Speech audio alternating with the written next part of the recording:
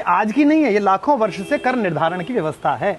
जैसे कर कैसे लेना चाहिए, भरत से राम ने पूछा कि कर की व्यवस्था कैसे कर रहे हो। जब राम के पास पहुंचे भरत, तो उन्होंने कहा जैसे एक शौक वंश करता है वैसे कर रहे हैं। तो उन्होंने कहा नहीं बताओ। तो भरत ने जो व्यवस्था बनाई उसे तुलसी ने दोहावली में अनुवाद करके बताया।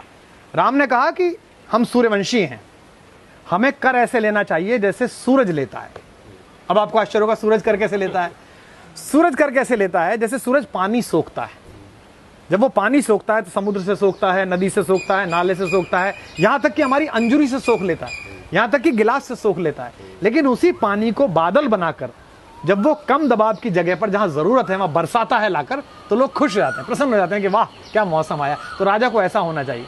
तो तुलसी ने लिखा कि बरसत हर्षत सब लखें, जैसे थोड़ा सा बरस रहा है हम कितने प्रसन्न है, बरसत हर्षत सब लखें, करशत लखें न कोई। बरसते हुए तो हर्ष कर सब देखें, और जब खींचे तो कोई ना देखे। तुलसी प्रजा सुभाग से, प्रजा के सौभाग्य से, भूप भानु से होए। राजा को भानु जैसा, सूर्य जैसा होना चाहिए। यानी कि जब टैक्स ले सरकार हमसे तो हमें पता ना चले, ऐसे चुपके से काट ले।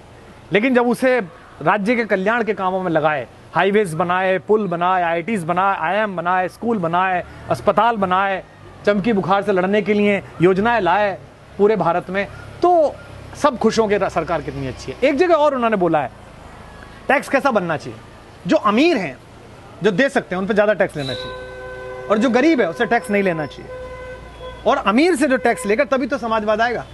जो समाजवादी भी नहीं बोलते, राम पहले समाजवादी हैं। तो राम ने क्या किया आपने, अब कैसे राम राज्य बना? तुलसी बताते हैं कि मणि माणिक महंगे किए, मणियां और माणिक महंगे कर लिए। भाई रोटी लोगों को मिल नहीं रहा, आप हीरा खरीद रहे हो, अगर हीरा खरीदना है तो ओके, ज्यादा पैसे दो, ज्यादा कमाया। मणि माणिक महंगे किए, सहजे तृण जल नाज। क्या क्या चीज? सहजे तृण जल नाज। तृण माने तिनके, खाने का, जो पशु पक्षी खाएंगे, पशु खाएंगे। जल जो सबके लिए चाहिए, पशु के लिए चाहिए, मेरे लिए भी चाहिए। और नाज भोजन। तो मणिमाणिक महंगे किए, सहजे तृण जल नाज, तुलसी सोई जानिए राम गरीब नवाज। देखा ना, दलित चेतना, किसान की चेतना, राम है गरीब नवाज। वो गरीब का हित जानते हैं। वो क्या क्या उन्होंने अपनी व्यवस्था में, उनका बजट कैसा आया राम का? राम के बजट की पहली सूचना क्या है? मणिमाणिक महंगे किए, सहजे तृण जल नाज। अगर ये सरकार कर दे, कोई कर दे तो बहुत बढ़िया बात है। अगर बड़ी बड़ी गाड़ियां हैं, मर्सिडीज हैं, BMW हैं, आप लगाइए टैक्स। महंगी शराबें हैं, आप लगाइए टैक्स। महंगी सिगरेटें हैं, आप लगाइए टैक्स।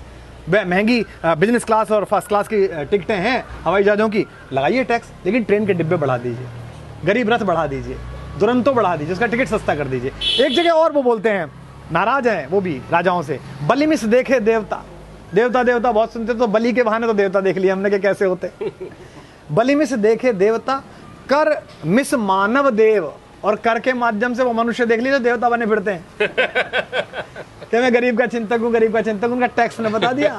बलि मिस देखे देवता, कर मिस मानव देव, मुए मार सुविचार हत, स्वार्थ साधन एव।